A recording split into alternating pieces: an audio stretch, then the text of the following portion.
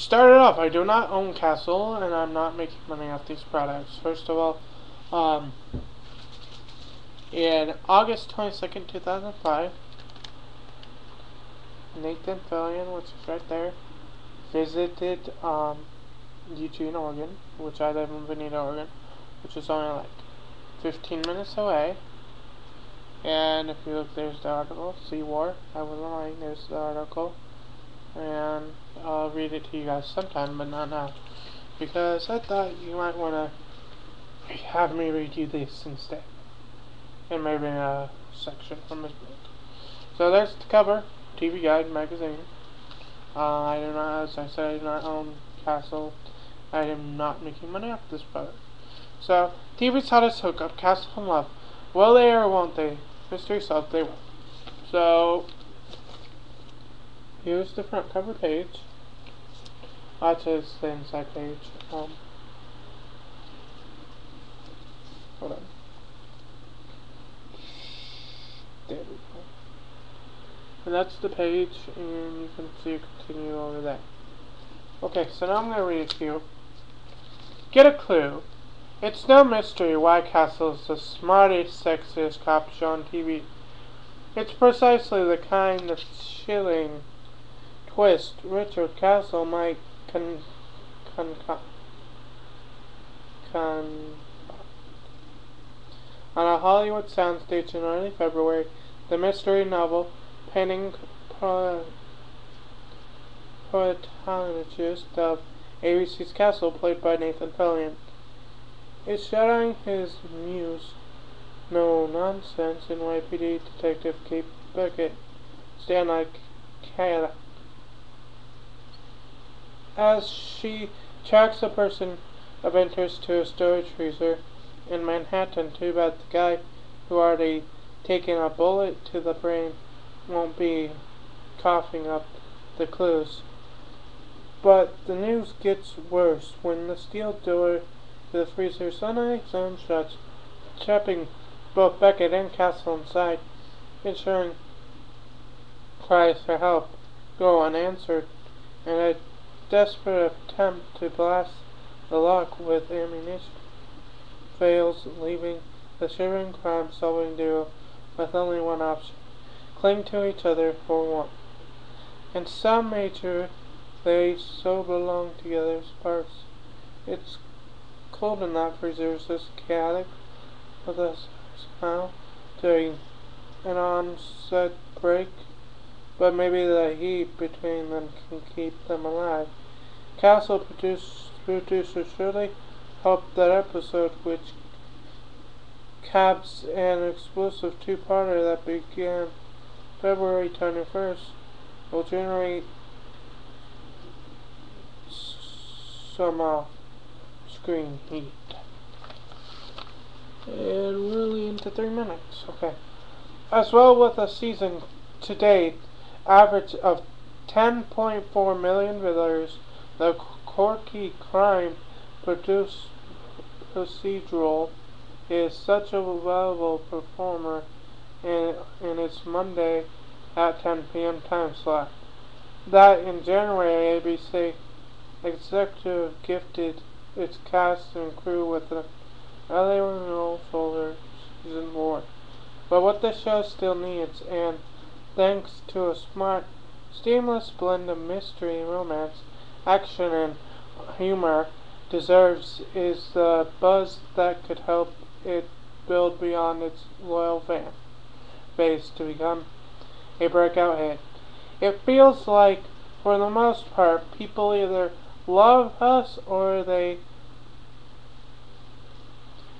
never heard of us, says creator Andrew Marlowe. It boggles my mind that we could have been on for 3 years, and there are still people out there who are like, what's Castle?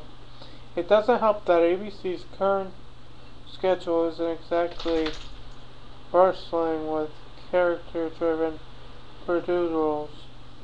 The next other cop drama is showing Detroit 187. If it were, there would be more opportunities to advertise Castle to an audience that may be predisposed to watch it. Marketing producing at ABC is a challenge, admits Mallow. I think there are a lot more people out there who could be enjoying our show. Anyways, you look there, we have some of the main cast. That is, she plays the forensic person. That's Brian. He works with Detective Esposito, which is right there, played by John Iread. That's Castle's daughter in the show. That's his mother in the show, and that's the chief. Now, if you look, I can cross them out because sadly he died in season 3. Anyways, if you want to read this, you can probably find it somewhere, but that is a lot of writing, and I don't have enough time to read it all, so. Castles, pretty good show. Actually, I will read it. The normally easygoing villain convinces the feeling frustrated by the lack of promotional love. I dropped $60 on the lottery recently, says the actor, who developed a cult following thanks to rules of such buzzy series as Firefly and Buffy the Vampire Slayer. I didn't win, but if I did, my plan was to buy some commercials for Castles, so you couldn't watch TV without seeing one. I believe people will listen if you tell them, this is a good show, get in on it. Now certainly the time Castle has found its groove in season 3, striking an artful balance between the offbeat case that has become its trademark, a scientist who may be the victim of an alien abduction, the owner of a magic shop drowned in Houdini's water torture tank, and more serious-minded efforts like this month's 2-part event, which becomes a race against the clock to prevent another terrorist attack in New York City. Heroes Adrian Pastor guest stars as a federal agent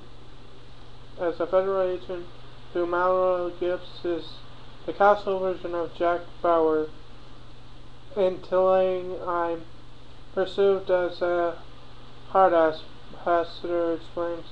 My character is single-minded and driven to a point where it ruffles some feathers, but ultimately you understand exactly why he needs to get the job done. Right. There's a reason he is who he is. The former tragedy that compelled Beckett to become a cop, the unsolved murder of her mother, took center stage in another dramatic standout that aired in January. The same episode also dialed up the sexual chemistry between the mostly guarded homicide detective and her amateur partner when they shared a long-awaited kiss. When he read the steamy scene, which started out as a case-driven division but quickly turned into something more, Billion admits his first thought was, wow, fans are gonna go nuts when they see this.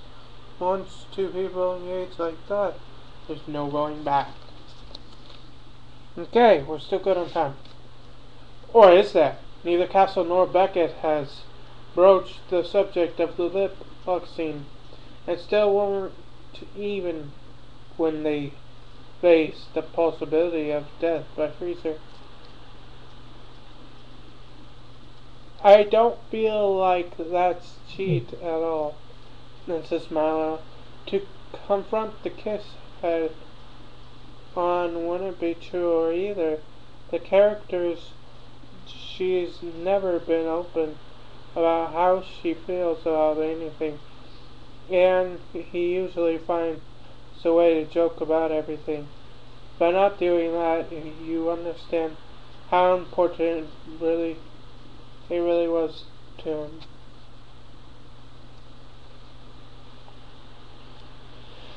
Okay.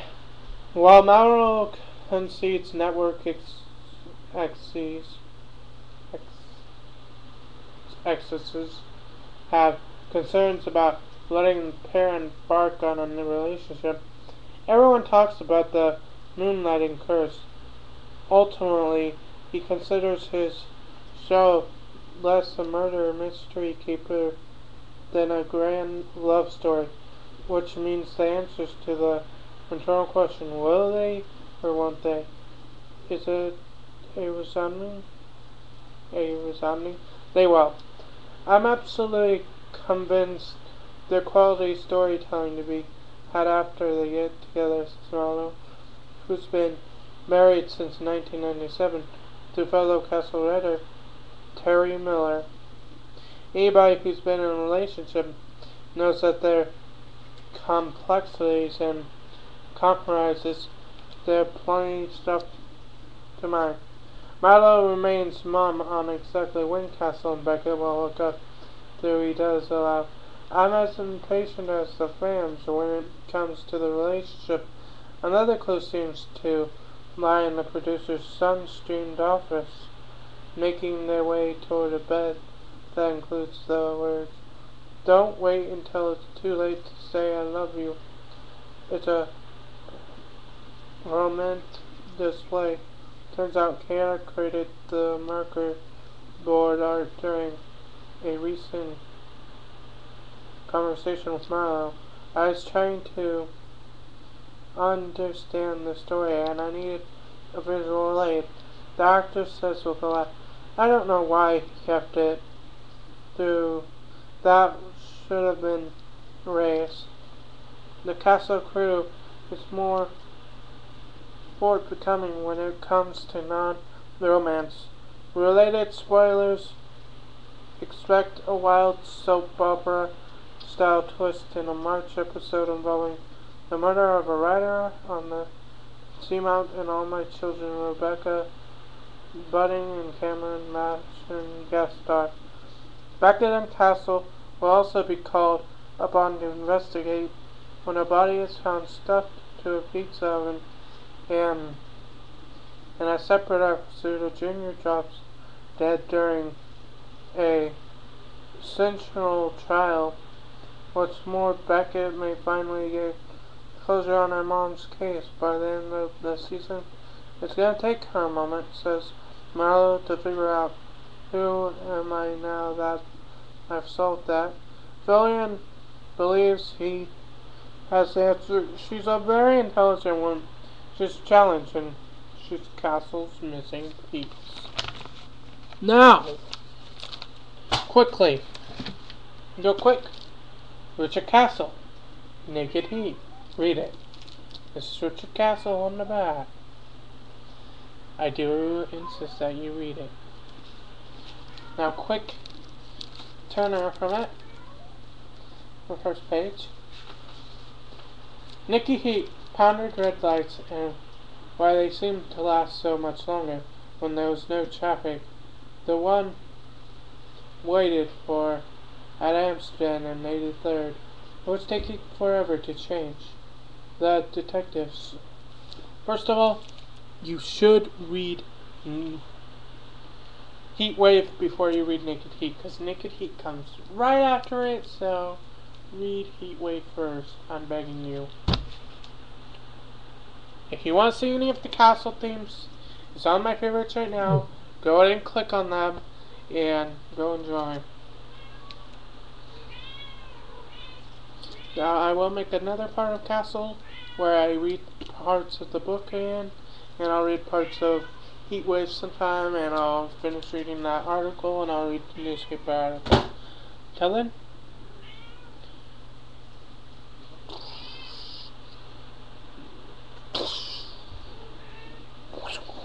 bye.